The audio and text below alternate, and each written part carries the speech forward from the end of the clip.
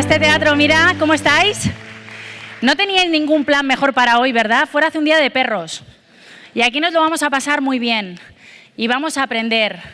Os proponemos un viaje del pasado al presente, porque me gustaría que estos autores que están aquí, que van a compartir con nosotros una charla coloquio sobre mujeres poderosas de la historia, nos trajeran también al presente. Y yo quiero de alguna manera en esta introducción dedicaros también unas palabras a todos vosotros. Este es el acto central de todos los que ha organizado y está organizando el Ayuntamiento de Pozuelo en esta semana especial. El sábado conmemoramos el Día de la Mujer, claro, el Día Internacional de la Mujer, el 8 de marzo. Bueno, pues este es el acto central y es un homenaje para todas vosotras y para todos vosotros también, porque os necesitamos.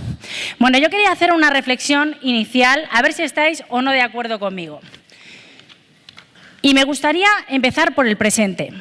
Yo antes de venir aquí he dudado, digo, voy al Teatro Mira a este acto, tenía que devolver un libro en la biblioteca Rosalía de Castro, de Pozuelo, nombre de mujer. He dudado porque entrenaban nuestras campeonas de rugby y entrenaban también nuestras campeonas de fútbol. Porque tenemos unas deportistas aquí en Pozuelo que son una auténtica maravilla. No sé si lo sabíais, pero entre las vecinas de Pozuelo tenemos medallas olímpicas y tenemos también medallas paralímpicas. Un aplauso para ellas, ¿no?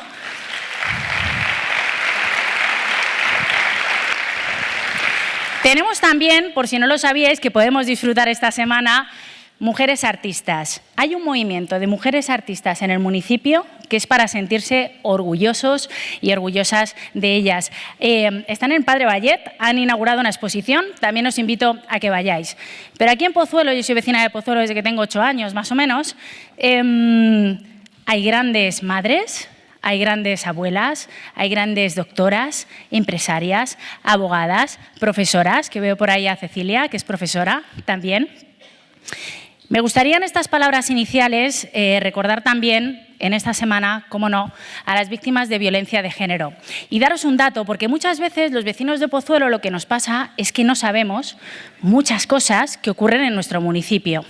Y yo preparando este evento he conocido 2 datos que quiero compartir con vosotros. Uno de ellos es, hablando de violencia de género, que este municipio, y es cosa de todos, ha recibido varios reconocimientos a lo largo de su historia por programas sobre prevención y ayuda a mujeres de violencia machista, ¿no? Víctimas de violencia machista. Y como vecina de Pozuelo me siento orgullosa de ello. Hay programas desde hace más de 20 años que están funcionando muy bien. Y muchos de estos programas tienen que ver, por ejemplo, con talleres, tienen que ver con ayuda directa a las víctimas, tienen que ver con nuestros hijos y nuestras hijas, porque hay también talleres para los jóvenes, charlas preventivas, que son muy importantes. ¿Lo sabíais? ¿Sí? Y muchos como yo, y muchos como no yo, a lo mejor no lo sabíais. Y también os quiero contar una historia. ¿Sabéis quiénes son las chadis? ¿Todos sabéis quiénes son las chadis? Yo no tenía ni idea de quiénes eran las chadis. Bueno, pues son un grupo de mujeres del chat que llevan viviendo con nosotros en Pozuelo 2 años, vinieron a través de una fundación. Creo que son muy buenas gimnastas, me han dicho por ahí. Están perfectamente integradas en nuestro municipio y son fantásticas. Y claro, preparando esta introducción, y ya termino, pensaba, algo está cambiando en nuestro municipio. Vamos a ir a la historia, pero estamos en el presente. También quería hablar de Pozuelo.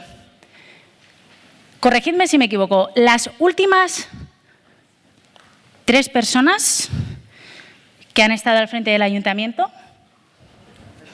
¿han sido mujeres? Bueno, algo está cambiando. Demos un fuerte aplauso a nuestra alcaldesa, Paloma Tejero. Adelante.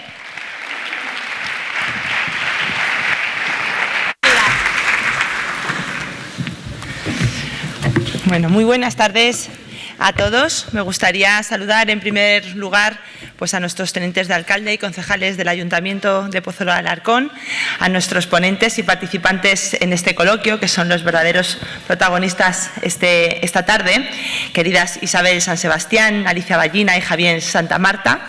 Gracias de corazón por estar hoy aquí, porque es un verdadero honor y un lujo poder contar con vosotros.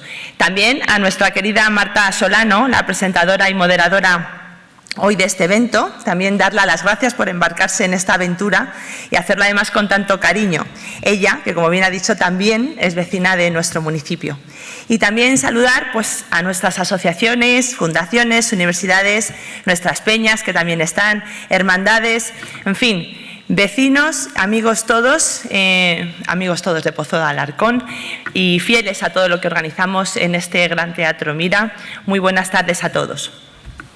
Hoy estamos aquí para reivindicar la herencia recibida de mujeres extraordinarias, porque las niñas que escribirán el mañana, las mujeres que hoy tenemos la suerte de vivir en sociedades libres, debemos mucho a nuestras predecesoras. La historia está salpicada por mujeres que destacaron en todos los campos, filósofas, investigadoras, mujeres de la academia, intelectuales, reinas, maestras o narradoras, que como nos explicarán nuestros invitados esta noche, pues nos abrieron camino con sus hazañas. Algunas de estas proezas fueron domésticas, discretas, otras épicas y cantadas durante siglos, pero todas ellas, sin duda, dejaron huella. Vamos a hablar de mujeres que se rebelaron contra las limitaciones o contra quienes les hacían callar. Mujeres sometidas a padres y tutores o incluso al dedo acusador de la sociedad entera. Y lo sabe muy bien nuestra invitada de honor, Isabel de San Sebastián, que ha novelado la vida de la reina Urraca de León, una soberana a la que bien podrían haber apodado la valiente, la audaz o la poderosa, y sin embargo optaron por llamarla despectivamente la temeraria. Y su temeridad, ya verán, pues fue no dejarse doblegar y reivindicar sus derechos soberanos a pesar de ser mujer. Una historia apasionante y una mujer extraordinaria que murió precisamente el 8 de marzo. Por eso, hoy queremos rendir un sentido homenaje a su valentía y a resistirse a aquellos patrones de su época. También tendremos la oportunidad de acercarnos a cientos de historias extraordinarias, como las que nos trae la escritora Alicia Ballina, mujeres singulares cuyas peripecias ella plasmó en su libro Únicas. Mujeres que no se sometieron a los postulados de otros y que fueron, como le gusta decir a ella, heroínas de su propio viaje. Y ya ven, afortunadamente siempre estuvieron ellas. Ese es precisamente el título bajo el que nuestro otro escritor invitado, nuestra cuota masculina esta tarde, Javier Santamarta del Pozo, presenta su galería de hispanas memorables.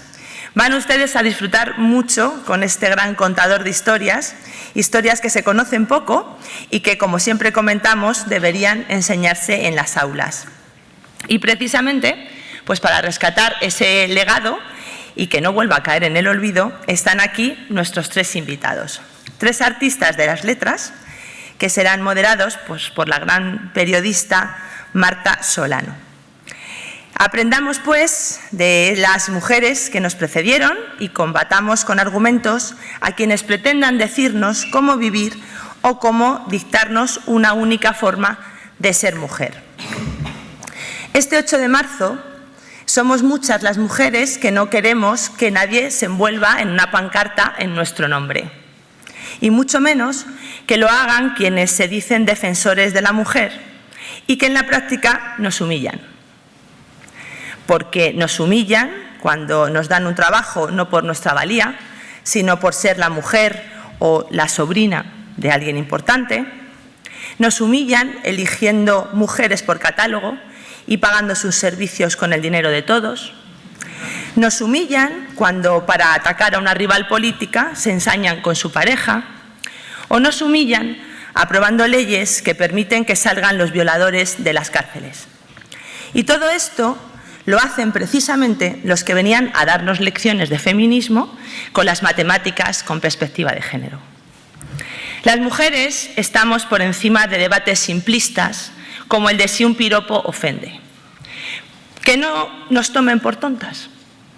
Y mucho menos que hablen en nuestro nombre desde un mal llamado feminismo que no solo no resuelve los viejos problemas, sino que está creando otros nuevos.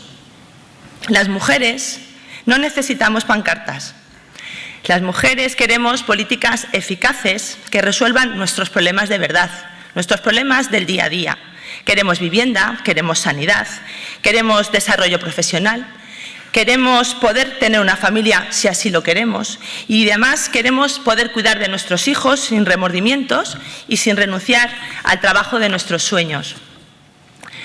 Así que, queridos amigos, yo termino ya, porque para mí es un honor ser la alcaldesa de un municipio en el que las mujeres viven con pasión, son sensibles a las injusticias, tienen gusto por las cosas bien hechas y además sacan a sus familias adelante con sus sueños, con mucho esfuerzo, con mucha pasión y sobre todo con muchas ganas. Una ciudad, una región y un país en los que no hay dos mujeres iguales. Y precisamente esa diferencia es la que enriquece esta sociedad de contrastes, plural y abierta que nos hemos dado entre todos.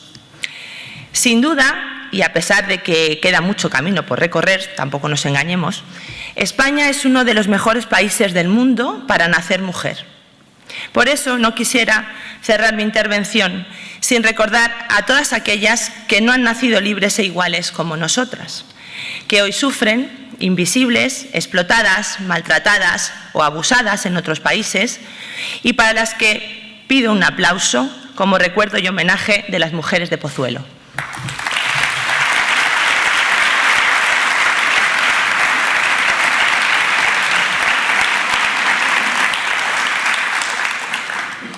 Y ya, para terminar, y como en las grandes ocasiones, vamos a celebrar con buena música. Esta tarde, con el violín de Pablo Navarro, el fenómeno musical del momento, no cabe ninguna duda. Así que espero que lo disfruten mucho. Muchas gracias por acompañarnos y feliz 8 de marzo.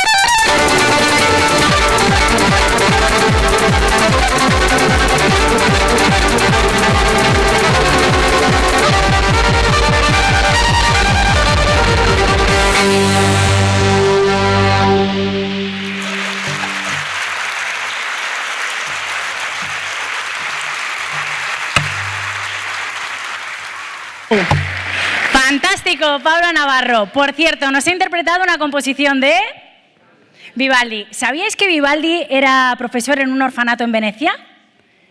Bueno, pues era profesora allí y daba clase a niñas. Y según tengo entendido, que lo hemos estado hablando antes, se inspiraba gracias a ellas en sus composiciones. Aquí también un homenaje a estas niñas. Bueno, voy a tomar asiento porque vamos a empezar ya nuestro coloquio y tienen que acompañarme en estas butacas vacías 3 pedazos de escritores a los que admiro muchísimo. Por si me quedo sin voz, yo creo que una gran periodista aquí debería estar sentada a la primera, por si me pasa a mí algo, más que nada para que siga ella con el evento. ¿No? Venga, Isabel se ríe. Bueno, Isabel San Sebastián, la conocéis todos, periodista, escritora, vecina. La llamas por teléfono, inmediatamente está. Ella suele definirse como madre y como abuela, ¿verdad que sí? Y a mí me encanta. Organiza, como sabéis, la Semana de la Novela Histórica aquí en Pozuelo, que ha sido hace muy poquito, en febrero. Gracias por estar aquí. Ven conmigo, por favor, al escenario. Un aplauso para Isabel.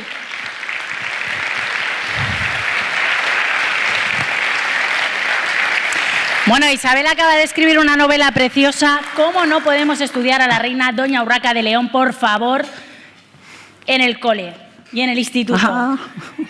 La Temeraria. Vamos a conocer enseguida más de este personaje histórico maravilloso. Que suba también al escenario Alicia Ballina. Es una amante del arte, conservadora de museos, escritora. Bueno, es un ángel. En Pozuelo hemos tenido la suerte de contar con ella. ¡Adelante!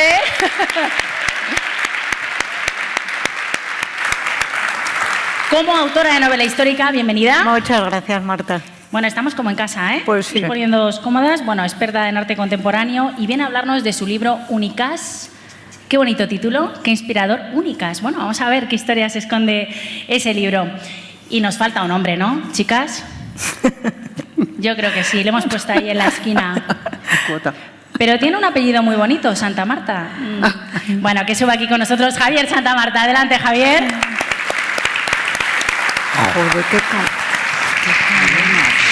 Bueno, es politólogo, es escritor, experto en conflictos y a mí me gusta muchísimo esta frase con la que arrancas tu libro Siempre estuvieron ellas, muy bonito título también, Galería Histórica de Hispanas Memorables, pero comienzas con toda una declaración de intenciones y esto empiezo contigo, por ser el último en subir, me lo tienes que explicar. Comienzo cargándome el micrófono, pero yo soy así, soy así de torpe. ¿Es verdad? Bueno, no, ahora nuestros compañeros no hay enseguida... problema, la voz mía de barítono va a ayudar para que no haga falta micrófono. Bueno, os comentaba, ¿cómo empiezas con una declaración de intenciones? Explícame esto, no soy mujer, nadie es perfecto. Es que es lo primero que tengo que decir. Efectivamente, yo aquí me siento cuota, qué maravilla. O sea, toda mi vida queriendo ser esto, por fin lo he logrado. Pero que es verdad, si es que cuando muchas veces estamos hablando de el tema del feminismo, la feminidad. El feminismo yo es que lo aprendí en casa con el ejemplo de mi madre, pues una mujer que claro, que pues de niña no tiene más un remedio que encontrarse ante la realidad de lo que es la guerra, hacer una posguerra. Luego yo me enteré al cabo de los años, pero al cabo de muchísimos años, dice, no, que como, claro, pues después de la guerra, pues ¿qué teníamos que hacer? Pues nada, yo me iba a vender de extraperlo harina. Dice, perdón, madre, ¿qué hacías qué? Pero sí, tenía 9 años y yo me iba ahí a la Plaza La Cebada y te enteras de cosas, de cómo salir adelante, pasar las oposiciones, mientras que tenía a su padre en la cárcel y otra mujer tremenda, brillante, como era mi abuela, pues estaba ahí con el día a día enseñándote lo que era estar empoderada. Lo que decimos los hombres de manera ordinaria, no lo voy a decir, pero efectivamente los tenía. Entonces, esa realidad es que dice, pero ¿cómo no voy a admirar a una mujer? ¿Cómo no voy a admirar a las mujeres? Es que es absurdo no hacerlo. Y de hecho, yo no quiero que compren mi libro, por favor. O sea, no vengo aquí a hablar de mi libro. Que lo hacen y ya estaré encantado, además de firmárselo y dedicárselo para los cuñados, además que se enteren de que se puede hablar de las mujeres en positivo. Porque eso es muchas veces lo que no se ha hecho desde el punto de vista del feminoide planteamiento Radfem. Sois unas víctimas, sois unas desgraciadas, que no, si sois la leche. Y lo habéis sido a lo largo de la historia. Eso es yo lo que he querido plantear. Pues vamos a comprobarlo. Y yo creo que lo mejor es empezar de atrás hacia adelante. Así que, Isabel, voy a empezar contigo. Háblanos de este personaje histórico, por favor, que ya en la portada el título es tan brutal que no entiendo cómo no se estudia, de verdad te lo digo, en todos los colegios de España. Háblanos de este personaje, Doña Urraca. Muchas gracias. Ahora mismo lo hago, pero antes permíteme que salude a mis vecinos y que les dé las gracias por responder siempre que convocamos aquí a los pozueleros a un acto cultural, llenan este teatro, y eso es algo que a mí me hace sentir muy orgullosa de ser vecina de este municipio maravilloso. Gracias, sois la pera. Y dicho esto, doña Urraca, bueno, es que fíjate, es que hay quien piensa, sobre todo ahora, que España es el país más machista del mundo. Y no es verdad. España tiene una historia que está plagada de mujeres importantes. Empezando, o tal vez siguiendo, con Urraca de León, Urraca la Temeraria, primera reina de pleno derecho que hubo en Europa, es decir, en Occidente, y que firmaba como reina de León y emperatriz de España. Y esto a principios del siglo XII, o sea, muchísimo antes de esa reina Isabel de Inglaterra, la que todos conocemos, Isabel la Virgen, la reina virgen, etcétera, etcétera. Muchísimo tiempo antes tuvimos una reina en León, Urraca la Temeraria. ¿Por qué dejó tan poca huella en la historia? Pues porque tuvo un reinado muy complicado, porque le obligaron a casarse con un señor al que no le gustaban las mujeres, que las odiaba y odiaba particularmente a la suya, y que solo se casó con ella para robarle el reino de León, que era de ella, porque en España, en León, en la España cristiana, las mujeres podían reinar en León. En Aragón, que tenía mucha influencia francesa, no. O sea, la España cristiana occidental, la España descendiente de Asturias, era muchísimo más feminista que cualquier otro país de Europa, que lo que era Italia, es decir, que los restos de Bizancio, el Imperio Franco, no digamos Inglaterra, etcétera. ¿Por qué? Pues porque todas somos hijas del matriarcado astur, que es una circunstancia antropológica, histórica, absolutamente maravillosa, que a mí me tiene enamorada, a la que he dedicado muchas novelas, y que hace que, además de Pozuelo, ame profundamente Asturias, y por eso Alicia, que es asturiana. Ahora voy con Urraca Alicia. de León fue una gran reina, a pesar de lo cual, en los manuales de historia, ahora como mucho se la menciona como el turbulento reinado o el reinado turbulento de Urraca. Sí, además, Urraca tiene como una connotación peyorativa, ¿verdad? Bueno, es como eres una urraca, ¿no? Bueno, eso se lo debemos a Ibáñez, al humorista, que creó el personaje de TVO, ese Doña Urraca, que tenía las narices así como la mía. Sí, muy bonita. De este tipo, bueno, hay opiniones, pero en fin, tenía una nariz así ganchuda y era así horrorosa. Oye, Isabel, vamos a ver hoy aquí, y fíjate que leyendo y hojeando vuestras obras y zambulléndonos en la historia, como todas estas mujeres poderosas, por supuesto ninguna lo ha tenido fácil, yo creo que es el denominador común. Nos hablabas de una reina y decía Paloma antes, ¿murió un 8M? Sí, señora. Urraca, fíjate, es que esto es sangrante. De hecho, cuando estábamos preparando las jornadas de novela histórica, yo lo comenté con Urraca, con Macarena, y me dijeron, tenemos que hacerle un homenaje en el Día de la Mujer. Digo, pues yo creo que sí, que ya estamos tardando. La primera reina de pleno derecho que hay en nuestra historia, en la historia de Occidente. Reinó 17 años, no un día ni dos, ¿no? Reinó 17 años. Superó unos obstáculos increíbles. Y fue a morir un 8 de marzo,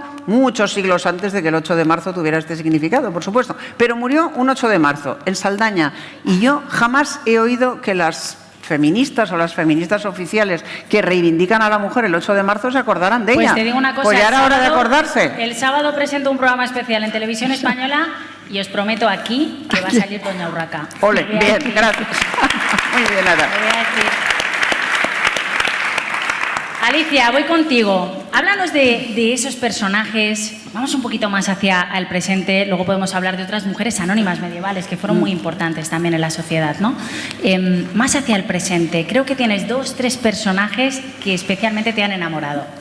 Bueno. Una cronista de guerra, por ejemplo, Segunda Guerra Mundial. Una mujer valiente. Bueno, la verdad es que yo, como bien dices, bueno, pues recojo en mi libro Únicas, historias desconocidas de mujeres extraordinarias, un perfil de 50 mujeres, pero como explico, son cientos, son miles de todas ellas que no han sido reconocidas, que han pasado de manera absolutamente desapercibida por las páginas de la historia, una historia escrita por hombres hasta hace bien poquito. poquito y que creo que merecían ser reconocidas. Esos 50 nombres hay en el cajón, otros casi 200, ¿no? Que yo tengo, bueno, para más libros y para conocimiento y para formación personal también, ¿no? Y para ir descubriendo todas estas historias.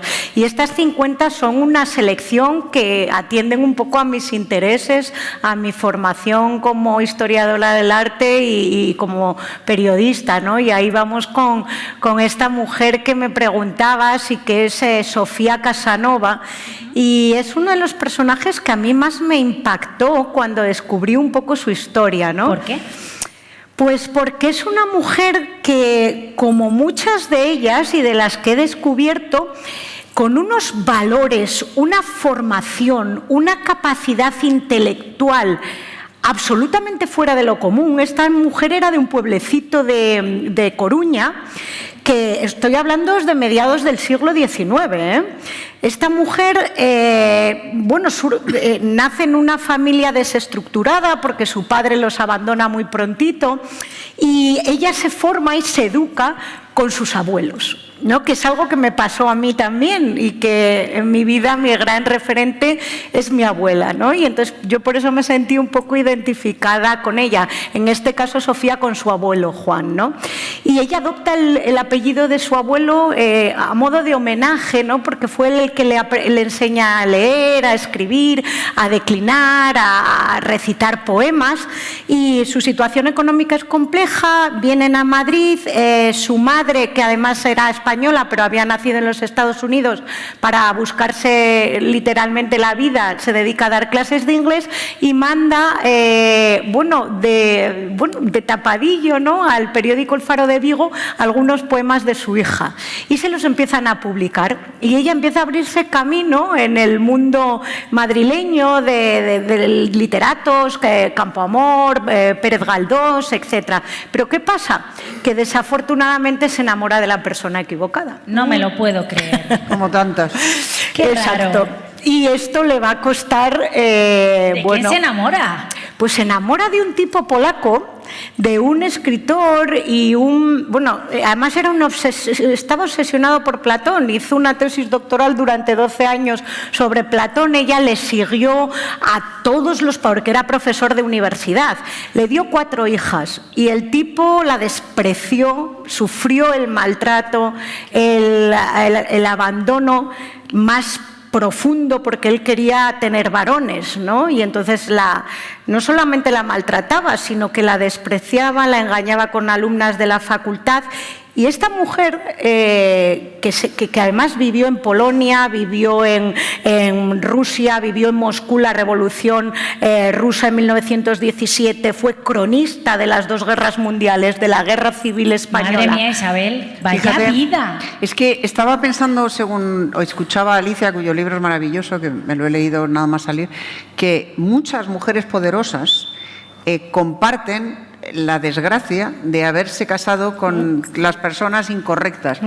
Entonces la pregunta es, ¿se casan con la persona incorrecta porque coinciden en su mal gusto, o es que las mujeres poderosas es muy difícil que tengan un compañero que esté a la altura y que sea capaz de estar al lado de una mujer poderosa? Yo creo que la segunda. Esta no sé. yo también Discrepo, creo. discrepo. No. Yo creo que es más bien la segunda. Simplemente Hay debate, termino. hay debate, por favor. A Urraca la casaron Hay debate, con un hay debate. señor que no podía salir Que no bien sepáis porque elegir era... no es nuestra sí, culpa, termino. que no ¿No? sepáis elegir no es nuestra culpa. Bueno. Hay gente que somos muy majos, coño, Sí, sin duda. y yo estoy de semiuso todavía, ya ven, o sea, será por algo, o sea, no tenéis ojo.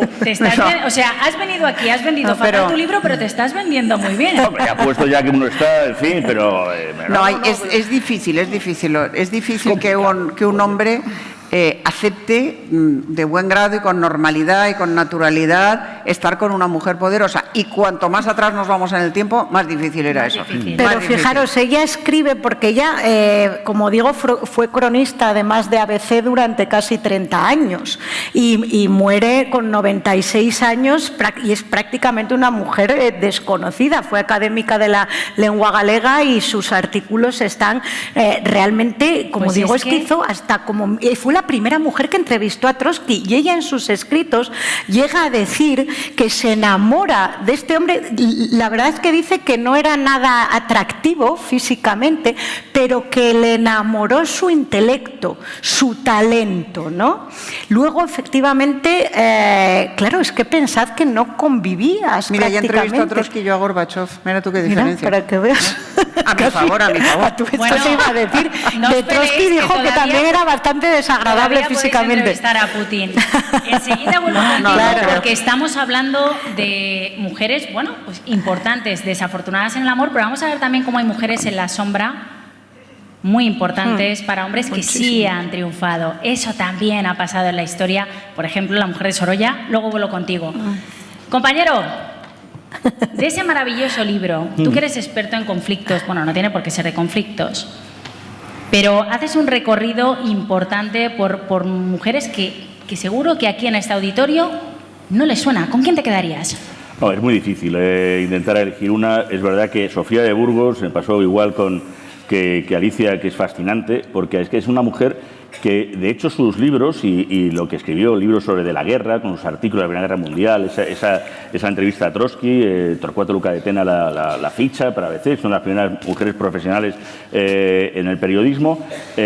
Claro, ella es sobre todo anticomunista, porque está viendo todas las barbaridades de la guerra. Al mismo tiempo que está en la guerra como cronista, también está incluso en el frente como enfermera. O sea, hace de todo de una manera increíble. Y claro, cuando al ser anticomunista y ver también lo que luego está pasando en la zona de Polonia, lo que están haciendo tanto los rusos como los nazis, empieza a decir cosas que al régimen de Franco en ese momento dado, aliado, aunque sea no de jure, pero sí de facto de los alemanes, no gustó. Y yo creo que por eso se acaba olvidando, porque el régimen no la apoya. Y de hecho, sus libros están, yo cada vez que voy todos los veranos que voy a Galicia, intento buscar, están descatalogados.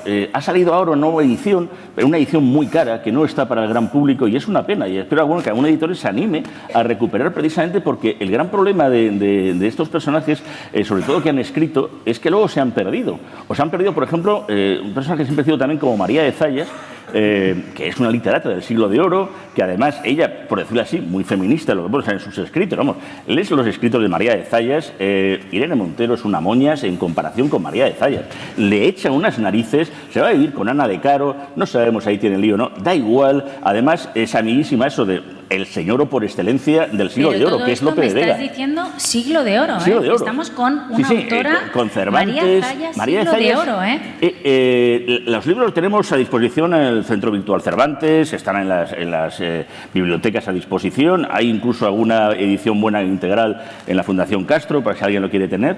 De verdad que os va a sorprender, simplemente porque en este caso es leer la vida de una persona que además, ya te digo, que en aquel momento dado fue tan famosa y tenía tantos como los demás. ¿En qué momento la perdimos? Yo no sé si el 19 yo creo que fue un siglo que en el 19 cambia mucho la mentalidad con relación efectivamente al trato de hombre y mujer, cosa que no había pasado efectivamente en siglos anteriores, incluso en Castilla, en León, lo que va a luego recuperar incluso la propia Isabel la Católica, porque Isabel la Católica, por ejemplo, siempre pensamos en ella por sus actos o acciones que podían hacer, pero hay una cosa de ella que a lo mejor se desconoce, que es la dama de cortes que ella crea. A lo mejor podemos conocer a Beatriz Galindo, a lo mejor a Luisa Uncía de Medrano, que fue la primera que hizo una cátedra, expuso al menos en una cátedra, no se sabe muy bien si era catedrática o no, pero en Salamanca. Pero es que ahí, entre ellas, había varias de ellas, las cuales, por ejemplo, desde traductoras de Erasmo, en aquel momento la traductora de Erasmo era una de las de la corte de damas,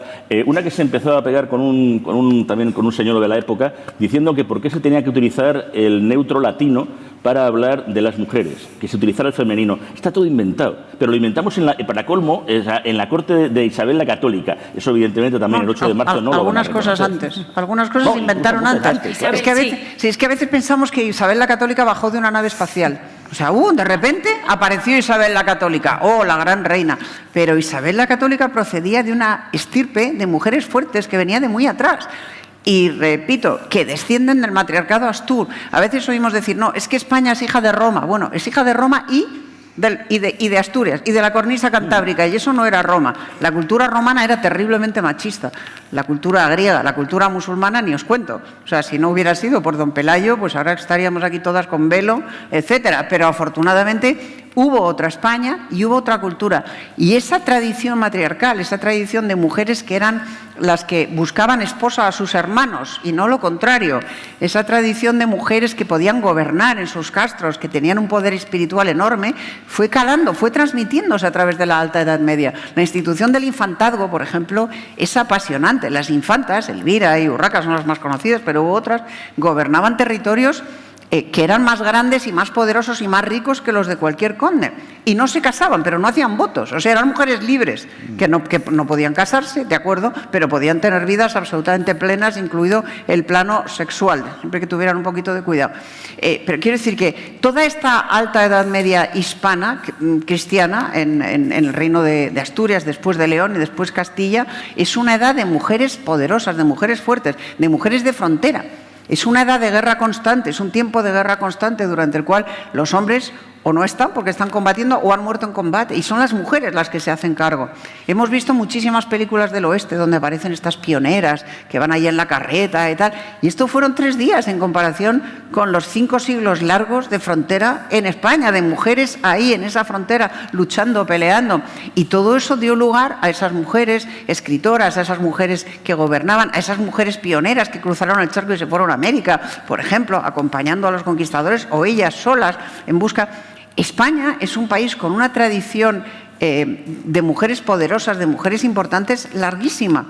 Mucho antes de que existiera un ministerio, mucho antes de que pretendieran vendernos que la forma de ser mujer es odiar a los hombres, que es una cosa grotesca y absurda, y mucho antes de que se inventara esta reivindicación actual de una figura de la mujer victimizada. A mí me ofende profundamente que me victimicen. Yo no he sido víctima de nadie ni de nada jamás, si acaso de ETA, y ni siquiera pudieron conmigo.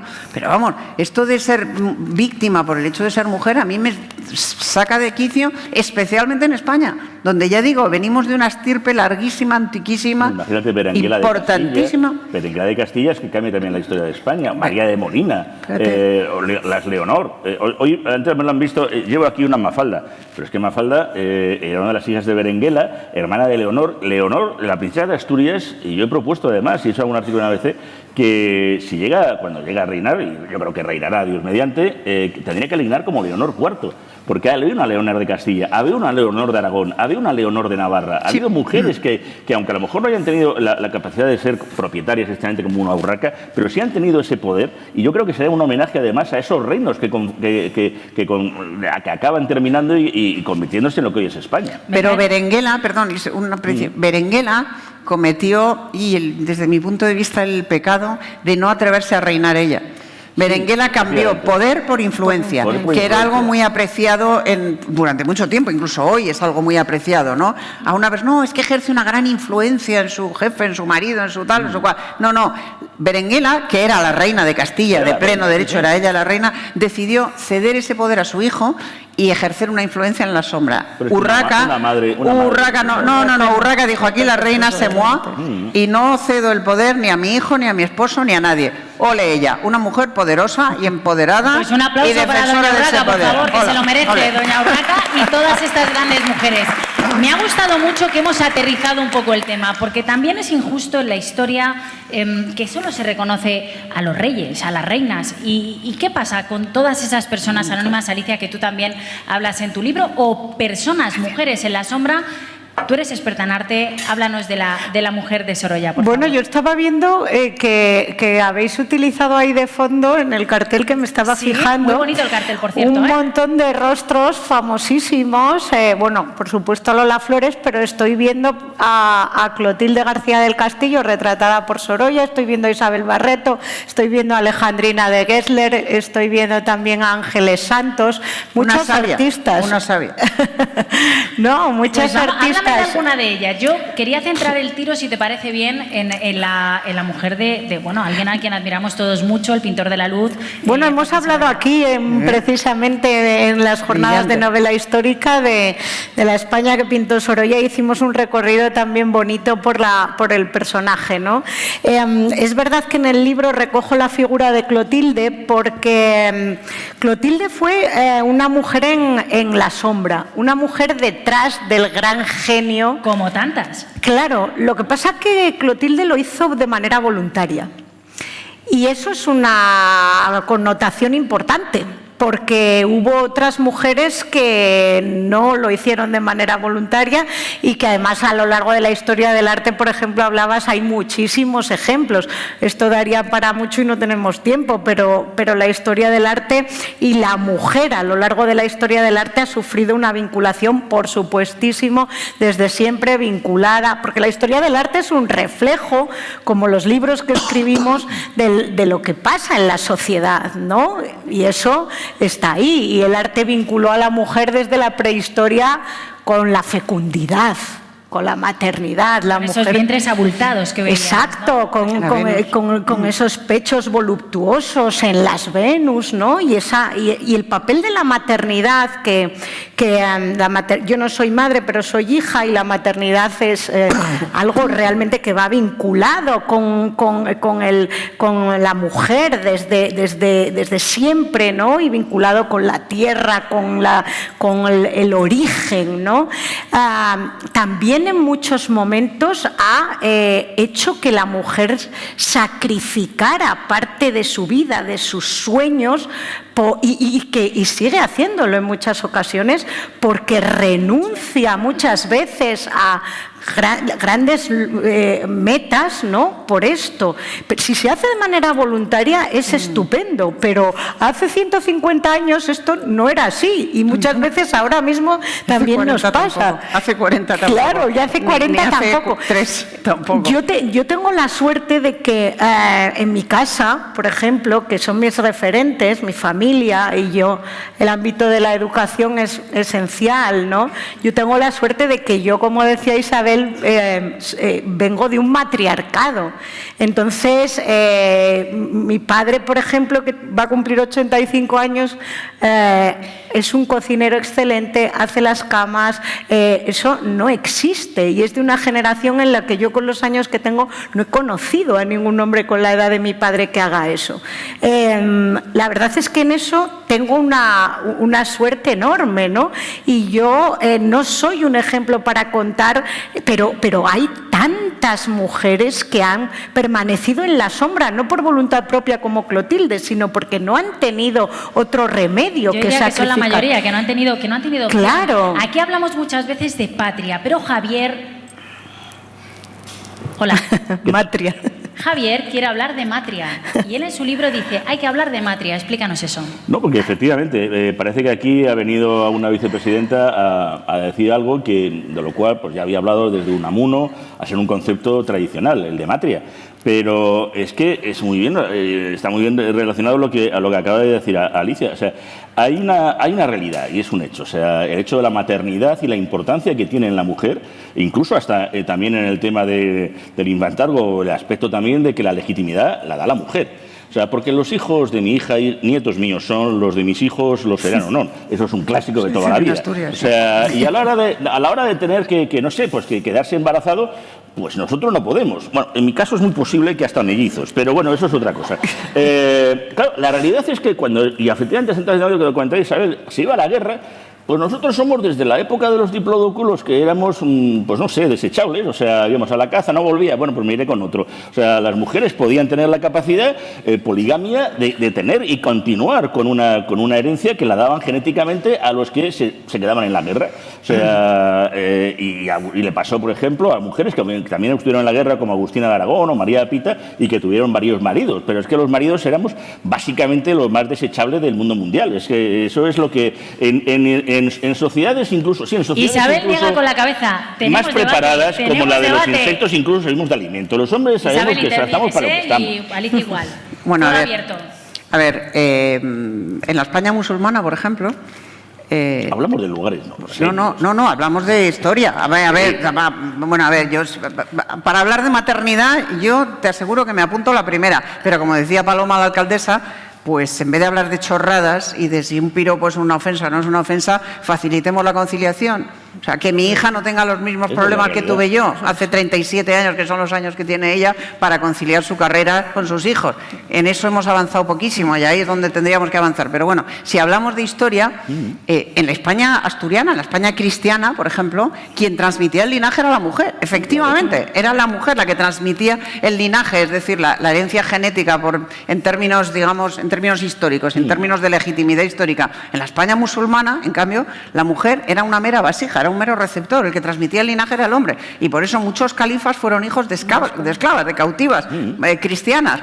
Afortunadamente, gracias a la Reconquista, solían ser navarras, porque les gustaban rubias y de ojos claros, y así como mi madre, tenían ese gusto, y luego salían pelirrojos y se avergonzaban. Pero bueno, en la España cristiana, gracias a la Reconquista, se impuso esta importancia de la mujer, que siguió transmitiendo el linaje mucho tiempo, sobre todo en esta rama. Y por eso es importante conocer la historia para entender cosas como que, por ejemplo, en España, las mujeres al casarnos no perdamos el apellido.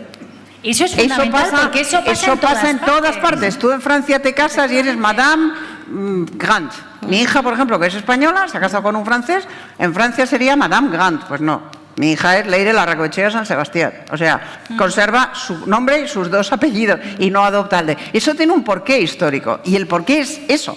Esa legitimidad, esa herencia genética que transmiten las mujeres gracias a la historia. Y por eso es tan importante conocer la historia. Y por eso a mí, por ejemplo, me fascinan esos 8 siglos de Reconquista, gracias a los cuales todo esto pasó. Porque esto que dices tú de la mujer, que a mí me parece que es evidente, en muchos lugares del mundo no es evidente. De hecho, en casi todos los lugares del mundo no es evidente. No ocurre. Por eso hay que hablar de España como un lugar donde la matria es una realidad evidente. Donde efectivamente los apellidos se conservan. Además, incluso de siempre se han podido utilizar el nombre femenino. O sea, Velázquez es el nombre que conocemos a un gran pintor, pero que es el nombre de la madre, el apellido de la madre, o el de Góngora, es el apellido materno. Esto es como lo de la leyenda negra. Cada vez que se quieran meter con nosotros, os están dando argumentos para defendernos, ¿sí o no? Del machismo, desde luego. Nadie nos puede dar lecciones de feminismo en España. Nadie, absolutamente nadie. Incluso el voto se ganó aquí antes que en otros muchos países de Europa. En Francia, que en Italia, que en otros muchos. O sea que aquí lecciones de feminismo a las españolas ni media. Ni media. Alicia, vamos a ver. Está claro que se ha cometido una gran injusticia histórica con todas estas mujeres, estáis nombrando algunas de ellas. ¿Este daño se puede reparar? Yo he comenzado mi intervención, humildemente citando una biblioteca con nombre de mujer, se le ponen nombres a rotondas, a calles, hospitales. ¿Estamos a tiempo? Yo creo que libros como los vuestros, vuestras novelas, ensayos, ayudan mucho, ¿no? Sobre todo a conocer y admirar a estas mujeres. Sí, claro que estamos a tiempo, siempre se está a tiempo, ¿no? Hay que enseñarlo en clase, ¿no? Hay que, claro, pues en los libros de texto, ¿no? Contar estas historias y contar personajes de los que estábamos hablando, ¿no? Y explicar también, es fundamental, hablaba antes de la educación, ¿no? Y de lo que vivas en casa, en tu familia, de las personas de las que te rodees.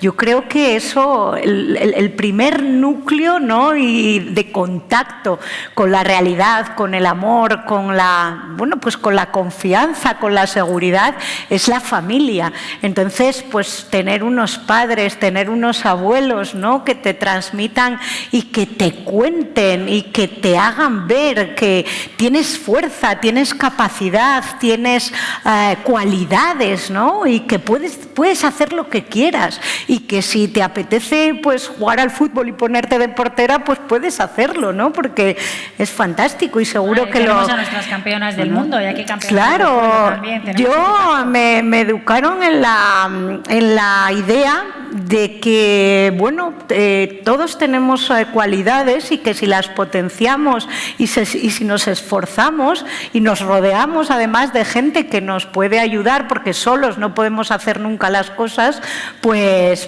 podremos lograr los sueños, ¿no? Y yo creo que hay que, por supuesto, en el núcleo familiar, por supuesto, en la escuela, formar también a los educadores, que eso también yo creo que es básico, ¿no? Tener profesores, tener educadores. Yo recuerdo también en el colegio algunas personas que me marcaron, ¿no? En mi formación. Y me gustaba la historia porque la profesora de historia me la contaba con una pasión y con un interés que la verdad pues y todo eso va a marcar. Tenemos buenos embajadores y embajadoras, ¿eh? Pues ahí está, ¿no? Yo creo que la responsabilidad es de todos nosotros al final, en el ámbito familiar, académico, en el de las amistades en y medios de comunicación, en todo. Muy ¿Qué importante podemos hacer los para medios potenciar también. esta imagen de mujeres que vosotros conocéis también y habéis investigado? Sí. Pues en este caso, por ejemplo, es verdad que la lectura de ciertos libros pueden ser muy interesantes. Voy a recomendar un libro que creo que es un libro muy feminista, por decirlo así, entendiendo feminista y todo el tema. El libro se llama Don Quijote de la Mancha. No me suena nada. Oiga, ni idea, no sé. Es un libro que a lo mejor no les ha gustado. Ese es nuevo, ¿no?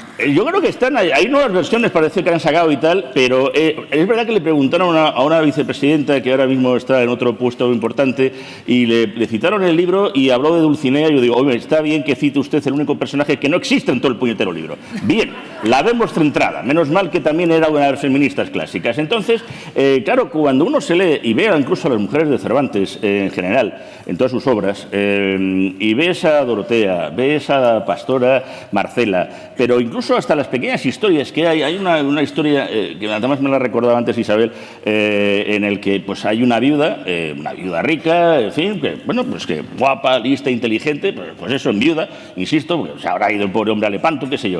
Y entonces él se lió con un jovencito muy guapo, muy de la Isla de las Tentaciones el hombre, y claro, le decían, pero hombre, tú con lo inteligente que eres, pero ¿cómo estás con este gañán? Dice, para lo que yo le quiero, tanto o más filosofía sabe que Aristóteles. Eso está en el Quijote, de verdad, eso está en el Quijote, es una de las historias que está ahí adentro. Entonces, el Quijote ya nos cuenta muchísimas cosas de mujeres poderosas, reales, vivas, que no hace falta que inventarlas, que las teníamos ahí. El problema es que las hemos dejado de lado, pero hemos dejado de lado la historia, que es un poco también lo que estaban comentando mis compañeras. Hemos dejado de lado, y también tú has citado, esa leyenda negra que ha afectado a toda nuestra historia en general. España era el quinto país mejor del mundo para ser mujer. Hasta hace nada era el país más... era el que era el más seguro, incluso para que una mujer sola pudiera viajar y tal. Es verdad que de pronto han llegado, pues eso, una nueva ola de un feminismo que ha conseguido que todo esto se vaya a hacer puñetas, que se hable cada vez más de feminismo y, sin embargo, desgraciadamente tenemos un problema de inseguridad tal que ahora mismo pues algo estamos haciendo mal. Porque también, si efectivamente lo estamos viendo hasta en la gente joven, los chavales más jóvenes, que incluso empieza a tener unos comportamientos machistas, pero porque esos valores que se transmitían en la literatura, en la historia, se han perdido. Y lo que decía Alicia, en la familia, ¿qué más podemos hacer, Isabel, para potenciar, aparte de actos como este, gracias al Ayuntamiento de Pozuelo por organizarlo, por cierto? Yo creo que es muy importante reivindicar nuestra herencia de mujeres poderosas. Yo llevo haciéndolo 20 años en todas mis novelas. Creo que es muy importante dejar la victimización, porque la victimización lo único que genera es más victimización y más víctimas. Hay que dejar esa victimización. No digo dejar la reivindicación, la reivindicación, por supuesto, que hay que seguir haciéndola, pero reivindicar cosas importantes, las mencionaba antes Paloma, ¿no? Reivindicar lo que hay que reivindicar, dejar la victimización, reivindicar nuestro pasado, reivindicar a las mujeres poderosas en actos como el de hoy, que las hay y muchas en la historia de España, y estaría muy bien que, aparte de la literatura, la industria audiovisual contribuyera un poquito más a esa reivindicación, porque es evidentemente el cine, las series de televisión, etcétera, llegan a la gente joven, es básicamente lo que más llega a la gente joven. Y en este sentido yo no quisiera terminar sin reivindicar la figura de una mujer poderosa, de una mujer importante, de una mujer valiente, de una mujer maravillosa, que se llama Elena Tejada y de la cual han hecho una película recientemente titulada La Infiltrada. Una mujer que hizo más contra ETA que la inmensa mayoría de los hombres que se ponen medallas. Una tía. Ella. Tela, la peli tela. Ya estaban tardando en hacerle ese homenaje. En la lucha contra ETA, hombre, infiltradas no hay muchas, pero mujeres que lucharon, mujeres que dieron la cara, que la siguen dando, hay así, muchísimas. Esas mujeres también tienen que ser reivindicadas y también tienen que ser admiradas, porque eso de que los atributos masculinos son sinónimo de valentía y una gaita. Se nos mete y una gaita, ya, está, ya es hora de que se diga tiene un par de ovarios, que es la realidad. Pero sí, es lo que estamos hablando siempre. No hemos hablado de... Pero un ovario no es un huevo. Bueno, pero no, pero en el castellano, en castellano no. En Román Paladino nadie dice... ¿Qué par de huevos? ¿Ovarios? Bueno, tiene un par de ovarios. Bueno, si no, se suele decir otra cosa más ordinaria. No lo habéis pillado. Nuestro lenguaje es riquísimo. Me voy a levantar porque tengo una noticia que daros. Como una profe mala. ¡Chan! Nos queda media hora. ¿Y eso qué significa? Que es vuestro turno. Que es vuestro turno. Por favor, levantad la mano. Yo creo que tenemos aquí un plantel que están deseando contestar a vuestras preguntas. Yo puedo seguir aquí horas con ellos, ¿eh? Pero me apetece que también vosotros y vosotras participéis. Levantad la mano. Tenemos un equipo fantástico que se van a acercar con los micrófonos. Tenemos por ahí. Adelante, pregunta, por favor, que sean, pues eso, de interés general, ¿no? Estoy encantada con este coloquio y estoy de acuerdo con todo lo que decís. Yo también me he leído un libro que se llama Mujeres Brújula. No se entiende. No le entiende. No se oye. Si me puedes acercar el micro un poquito más. Sí. Que coincido con vosotros en todo lo que habéis dicho, pero alguna cosa que no he entendido, que creo que es que no la he entendido yo bien. Y también, pues contaros eso. También hay un libro que se llama Mujeres Brújula. Mujeres Brújula. Mujeres Brújula. Sí, ¿no? Mujeres Brújula. Una visión de brújula, de brújula de la sociedad, y que me encanta porque comparten muchos, ¿cómo te diría yo?, empeño en hacer actividades solidarias con el hombre unido al hombre, ¿no? Que yo creo que eso es lo mejor. O sea, creo que todo eso se puede convalidar o unir el hombre y la mujer. Proyectos interesantes, eso es lo importante, ¿no? No reivindicar quién es más importante. Hay una historia detrás, efectivamente, ¿de acuerdo? Vale, pero lo más importante yo creo que es unirnos los dos. Y luego quería preguntarle a Isabel San Sebastián, que creo que no lo he entendido bien, pues yo, perdóname que te lo pregunté, a lo mejor te lo podía preguntar en privado. Sí, adelante la pregunta. Pero, porque es un poco así, pero que he entendido como que venía unido a ese empoderamiento una liberación sexual. ¿Una qué? Una liberación sexual. Liberación. Empoderamiento con una liberación sexual. Creo que no, bueno, que no he entendido bien, ¿verdad? Bueno, Vale, pues, no, en el caso de las yo lo he dicho en relación con el infantazgo, que el hecho de no hacer votos significaba que no hacía falta que fueran vírgenes esas mujeres, lo que hacía falta era que tuvieran cuidado, pero no habían hecho voto de castidad, no tenían que hacer voto de castidad como sí lo hacían las monjas, ¿no? Bueno, la Temeraria, por ejemplo, Urraca, fue una mujer muy liberada sexualmente. La casaron con un señor al que no le gustaban las mujeres, en vista de lo cual, pues ella se echó varios amantes, 2 que sepamos, a lo mejor alguno más, y con uno de ellos tuvo 2 hijos. Y a mí me parece que hizo muy bien. Pero ves, a mí eso hay disiento en eso. Yo creo que, fíjate, para ser realmente una mujer empoderada, no necesitas imitar un comportamiento masculino, que es justamente ese. O sea, yo creo que cuando la mujer es efectivamente mujer, más empoderada, cuando todo lo que es mujer, nosotros lo traemos y lo sabemos y luchamos por ello. Y el sexo la fidelidad, la fidelidad, eso hay decir, como decirte, como vivir, no sé cómo decirte, valores grandes, no necesitas tener una libertad sexual, mejor que te enamores el uno, como decía Julián María, con lo difícil que es conservar un marido, con eso ya tienes. Yo le contesto rápidamente. Contestamos y continuamos, que tenemos más manos alzadas. Las infantas no eran infieles a nadie porque no estaban casadas, eran titulares del infantazgo, eran princesas, digamos, para entendernos, y no hacían voto de castidad. Y en cuanto a la reina Urraca, si a mí me hubieran casado por obligación con un señor que no solo era homosexual, sino que le pegaba, le golpeaba, le invadió el reino, la maltrató de todos los modos y maneras, yo también me habría echado un amante. Porque el hecho de ser mujer no significa que una no tenga vida sexual, me parece a mí, ¿no? Vamos a seguir con más preguntas. No veo compañeros, compañeras, quien tenga el micro, adelante. No sé si me oyen ustedes. Sí, perfectamente. Me alegro, yo no he oído a Santa Marta Javier. Mejor, no se ha perdido nada. Se ha cargado el micro. No se ha perdido nada, de verdad. Adelante, ¿cuál es la pregunta? Bueno, el comentario que quiero hacer es que estoy de acuerdo con todo lo que se ha dicho ahí, pero los libros escolares de historia transmiten a personajes militares, caudillos, como Viriato, y quitando a la reina Boudica de Inglaterra, no existen, desgraciadamente, caudillos mujeres, y eso los niños lo perciben negativamente. Nada más que eso quería decir. Pues muchas gracias. Más manos levantadas, más comentarios que tengamos. Aquí hay Sí. una palabra, un momentito. Por ahí. Felicidades a todos y a todas. Y a todos. Yo solamente quiero, en la exposición que habéis hecho, ha faltado lo más grande que para mí tiene una mujer, aparte de la maternidad. No me habéis mencionado ninguno lo que es la humildad y la sencillez en una mujer. Eso da una entereza, una grandeza que es digno de destacar, porque ser grande en humildad es estar cerca de los más. Pues también tiene Madre razón, no lo mía, hemos ¿puedo comentado. contestar? ¿Puedo contestar? Podéis contestar cualquiera que queráis hablar. Nos hablan, además es que no lo vemos bien, disculparnos con los focos, ¿eh? O sea, pero sí, perdóneme desde la usted- última fila, Isabel. Perdóneme usted, caballero, pero la humildad está muy bien hasta cierto punto en la mujer y en el hombre. O sea, eso de que por ser mujer haya que ser humilde y haya que ser sumisa y haya que ser recatada para su tía. No. Javier, ¿quieres No. decir algo? ¿Querías intervenir antes? Te cedo la No, pero que palabra. muchas veces se malentiende. O sea, de lo que verdad, a estas alturas de la historia, que estamos en el siglo XXV, por Dios. se malinterpreta. 21, quiero decir. O sea, en el año 2025, siglo ¿Perdona, XXI. siglo XXV?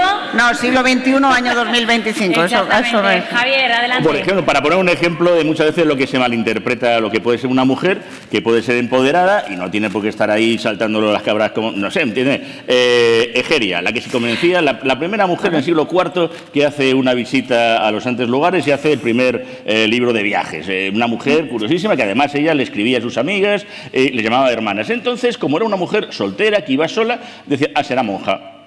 ¿No? ¿Qué tiene que ser monja? No. Pues si va soltera y es sola y es humilde y sencilla, pues será monja. Muy humilde no era Egeria, ¿no? Pues Humilde, no, no hemos lo dicho que era. No lo era. Ni falta que hacía. Claro. A ver, Alicia, querías Nada, apuntar? solo un apunte. Pues las cualidades, igual que los defectos, no pertenecen a hombres ni a Ay, mujeres, ay, ni ay. están vinculadas a los Ay, sexos, ay, ay, ay. sino que tienen un carácter general. Ha quedado claro. Más preguntas. Por allí. Adelante. Yo os quería preguntar, desde mi desconocimiento total, como sois historiadores y especialistas en todo esto, ¿en qué momento histórico la mujer deja de ser reina y tener el poder, como el caso de Urraca o Isabel la Católica? ¿Y por qué se produce, si me lo podéis aclarar? Porque a mí es una cosa que siempre me ha sorprendido y no sé por qué. Pues No muy sé. buena pregunta. Bueno, la ley sálica La ley entra en sálica, España con claro. los Borbones. La ley sálica entra con los franceses, con los reyes franceses, mientras gobernaron los Austrias, y había una gran influencia todavía de los Trastámara, de la reina Isabel, precisamente. Las mujeres podían reinar. Con los Borbones entra la ley sálica y por eso es rey don Felipe y no es rey su hermana, porque los Borbones, los franceses, introdujeron la ley sálica en España. Que ahora lo quieren Si cambiar. si ampliamos un poco el foco, yo diría que el machismo, o sea, la misoginia rampante, la pretensión de encerrar a la mujer únicamente en el ámbito doméstico y de privarla de cualquier tipo de influencia fuera de su casa, empezó en el siglo XVII, XVIII, por ahí. ¿Estáis de acuerdo, Alicia? Sí. Sí, más o menos lo que comenta Isabel, ¿no? A partir de Felipe V, efectivamente, y con los Borbones. Pues, pero ya fíjate, este año celebramos el 600 aniversario del nacimiento de Enrique IV y ya él, que era el hermanastro de Isabel la Católica, ya él había nombrado como heredera a su hija, la mal llamada Juana la Beltraneja, ¿no? O sea que realmente, bueno, El varón siempre tenía preeminencia. Tenía preeminencia, O sea, si había pero- un hombre tenía preeminencia, pero las mujeres no estaban excluidas. No estaban excluidas. ¿Ha quedado claro? Sí, contestada la pregunta. Fantástico. ¿Cuánto estamos aprendiendo hoy, no? Más preguntas. Veo manos levantadas. Sí, Mis compañeras hola. se van a acercar inmediatamente. Sí, adelante. Perdona, que no te veía. ¿Cómo No, no te te llamas? preocupes. Beatriz. Beatriz, adelante. Esta pregunta es para Javier Santamarta porque cuando habéis empezado el encuentro has hablado de las cuotas.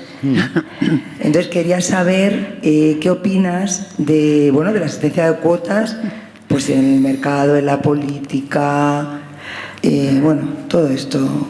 Que Yo se ha intentado hacer. estoy bastante a favor de las cuotas. Tienen que estar siempre los mejores en cualquier sitio. Bien, exacto. Muy bien.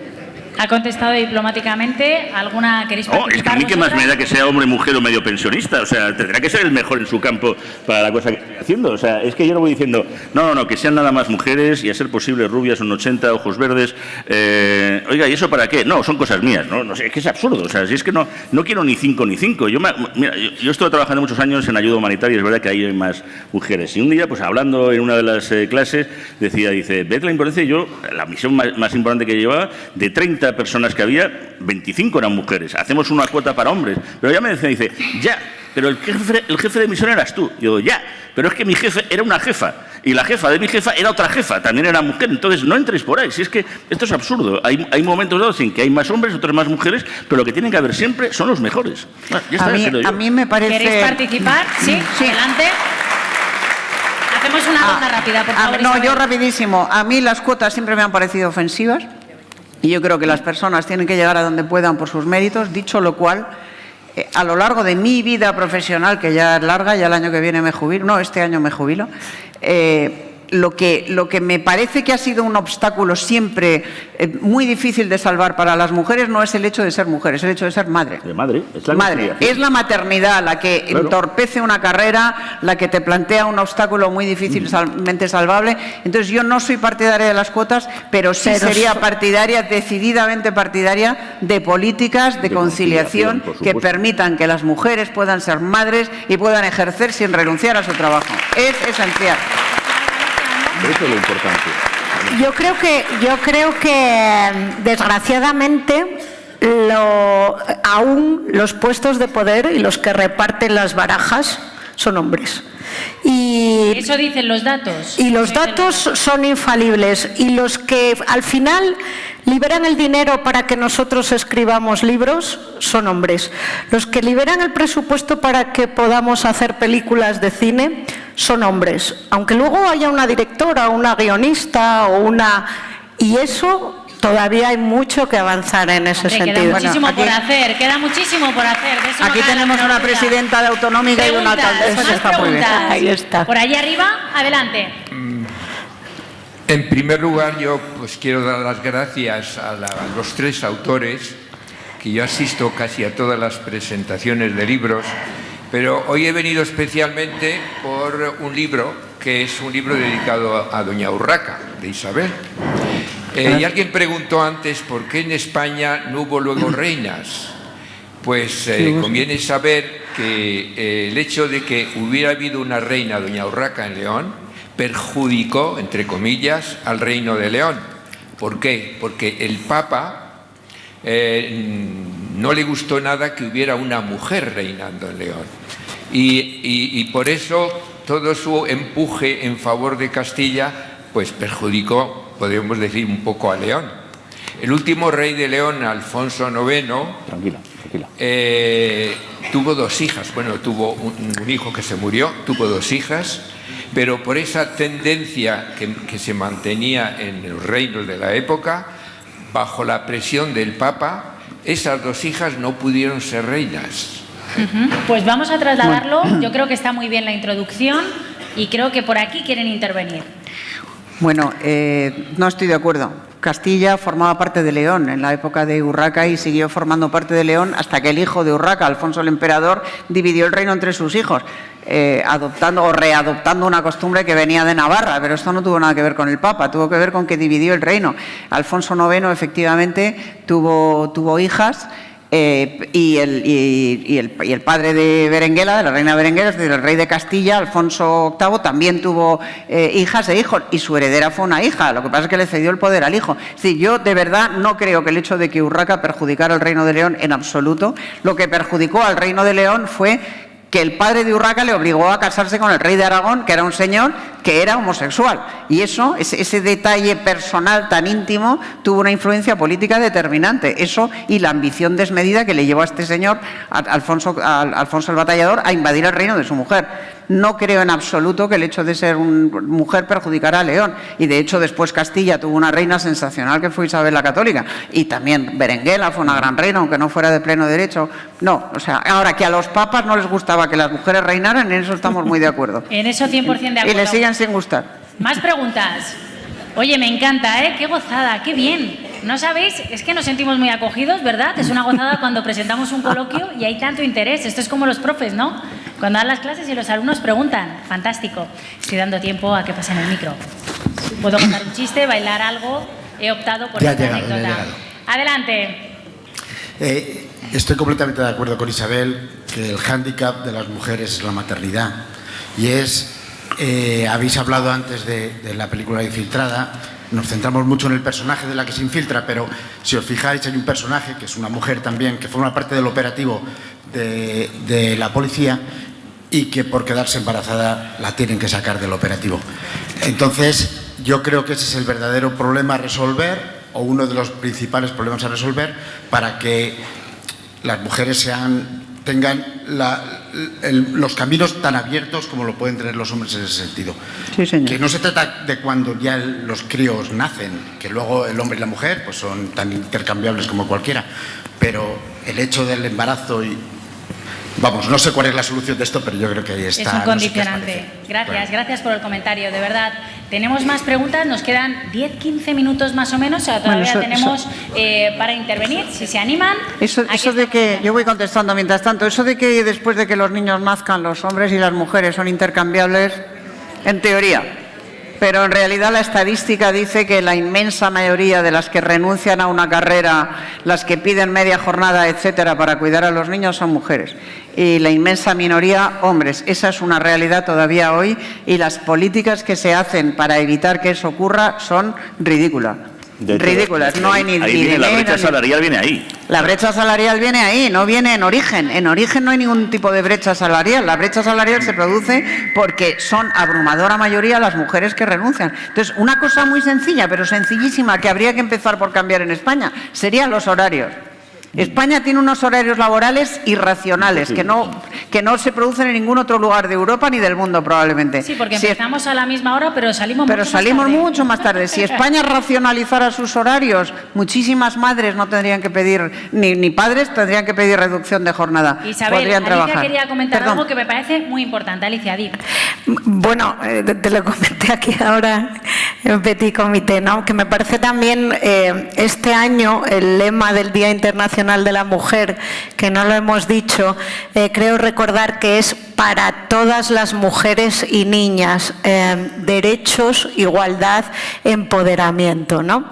Y yo creo que se nos olvida también las generaciones futuras, tus nietas, Isabel.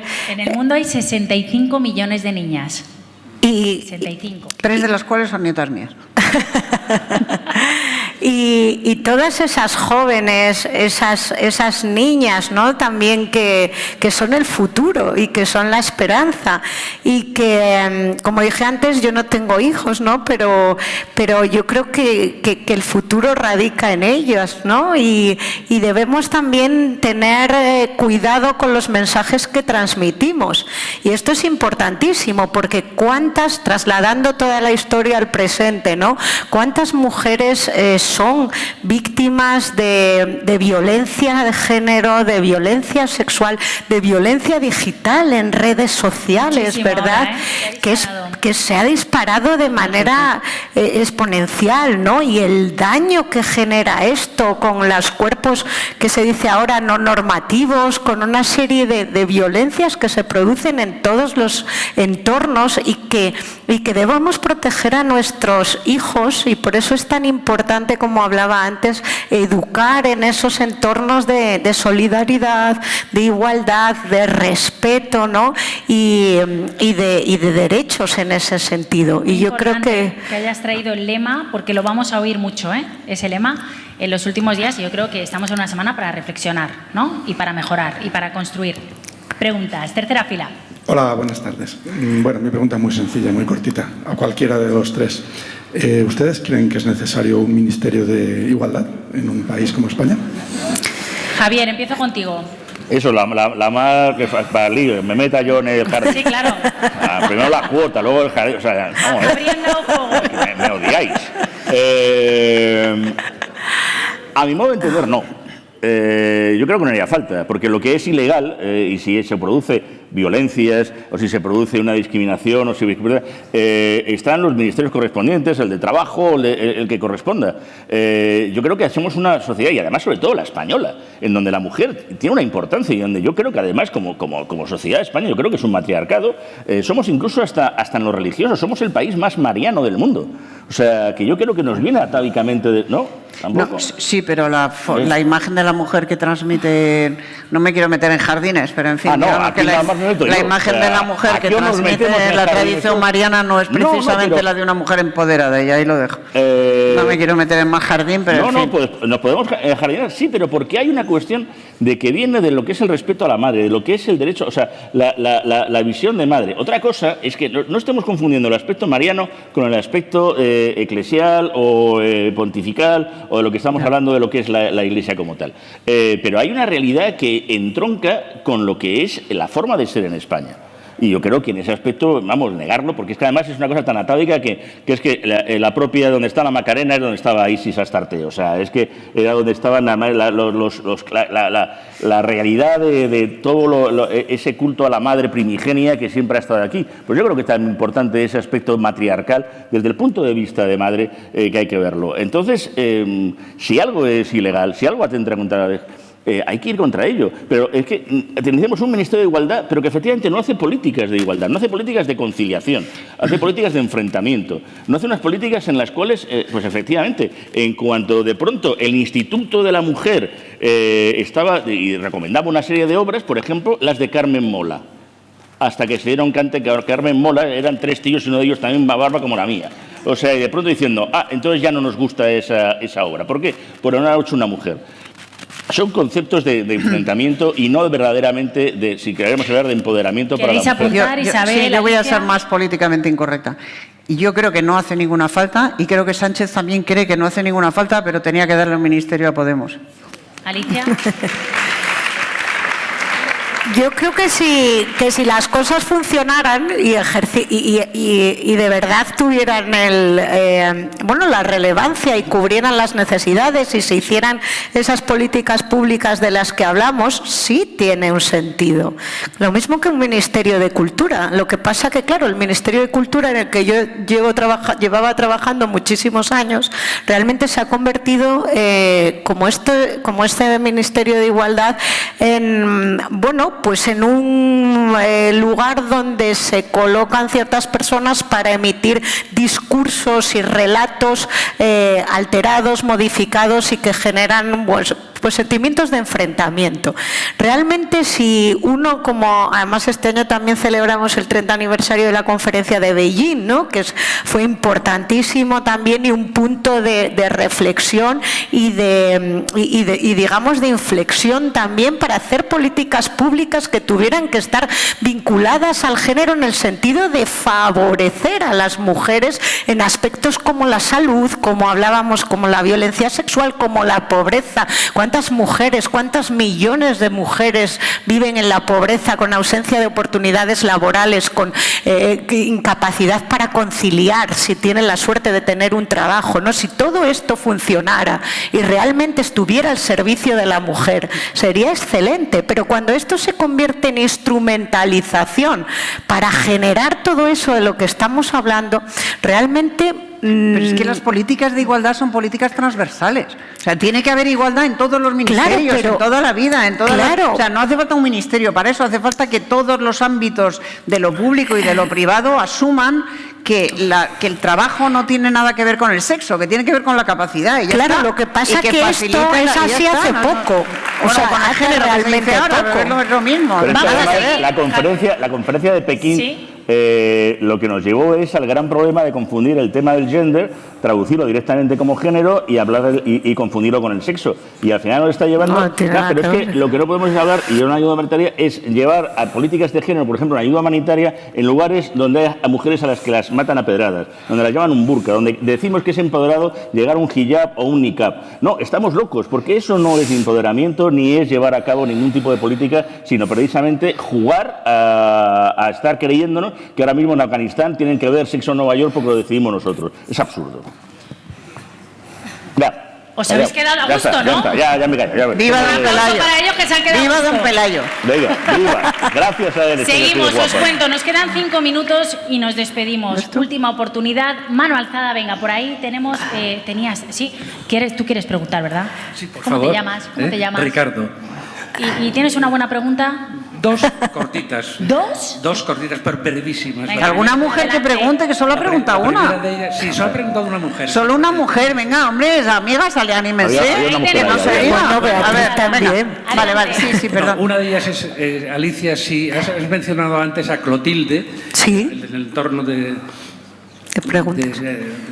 Bueno, De Sorolla. pero me pregunto si también entre las historias desconocidas tienes a la mujer de Antonio López, que yo creo que es una pintora muy oscurecida y que sin embargo habría que ponerla en valor, ¿no? Y la otra cuestión es acerca de una figura que no hemos mencionado aquí, pero que me imagino que está dentro de las hispanas verdaderamente memorables, que es Teresa de Jesús.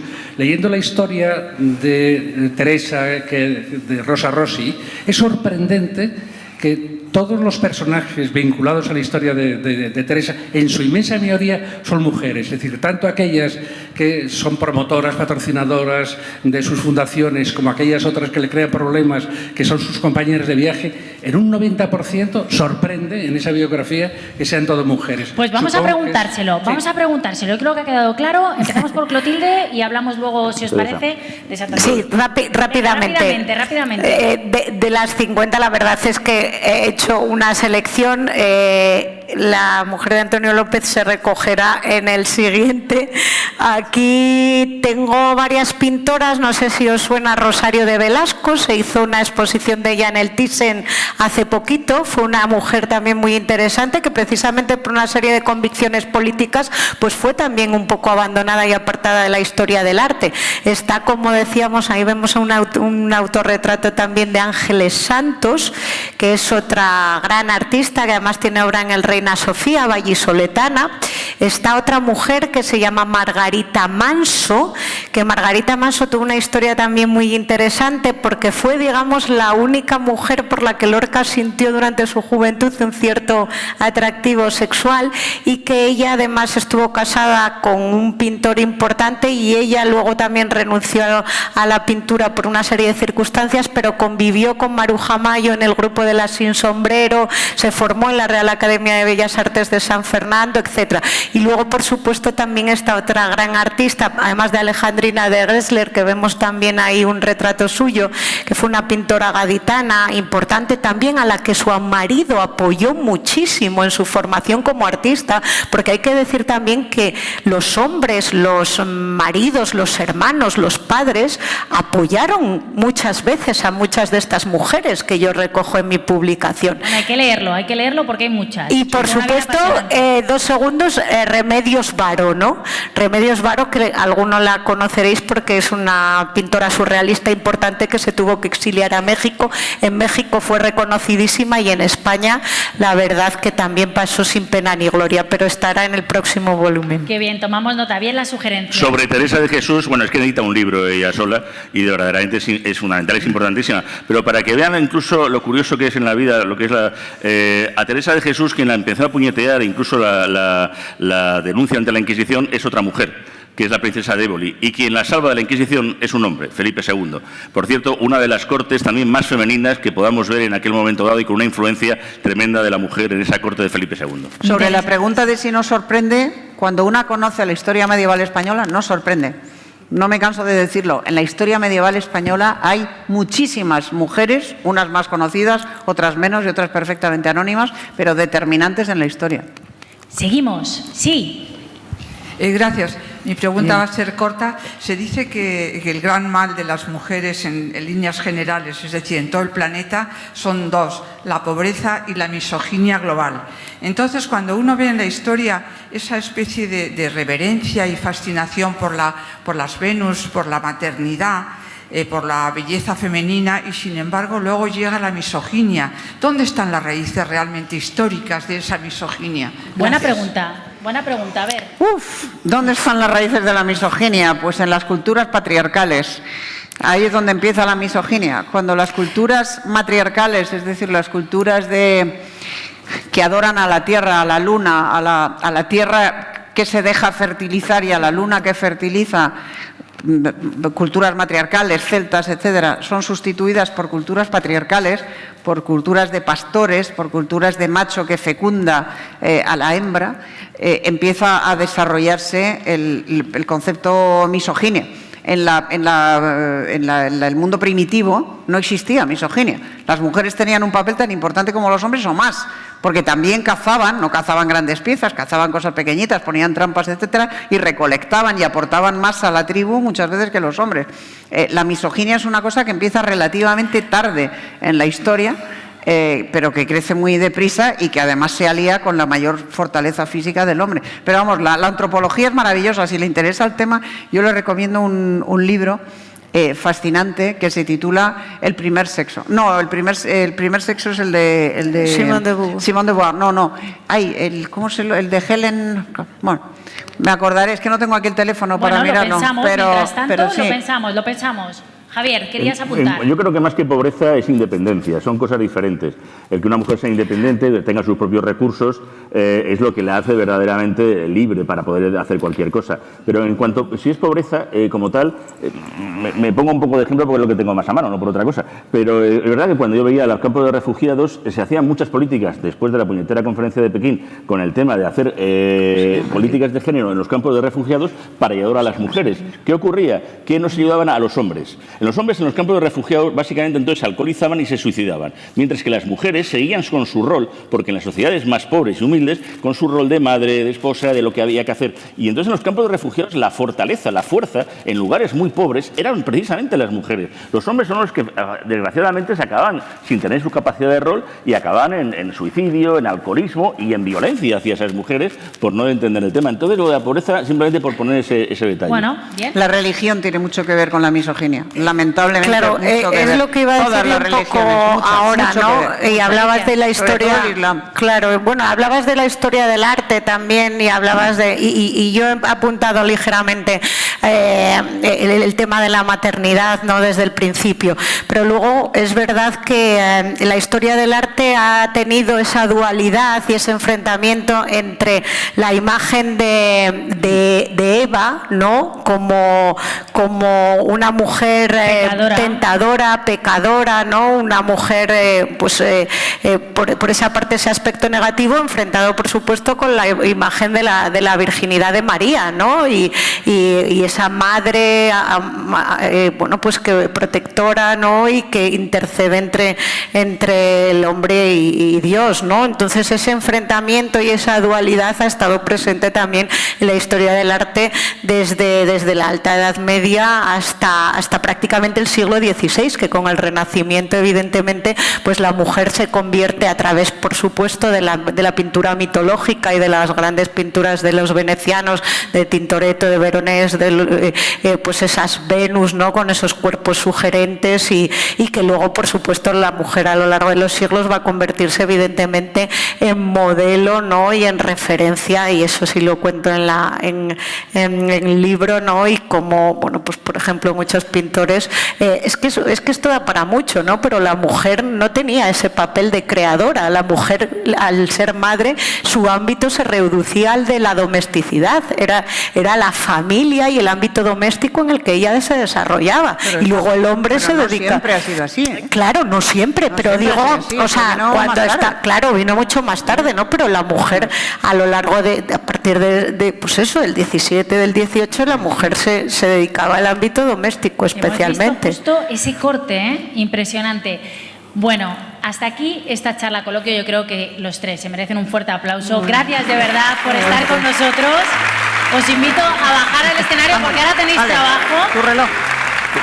Ahora os va a tocar firmar libros, me parece, que tenemos en la entrada. Gracias de verdad. Le hemos dado un buen repaso a la historia, ¿verdad?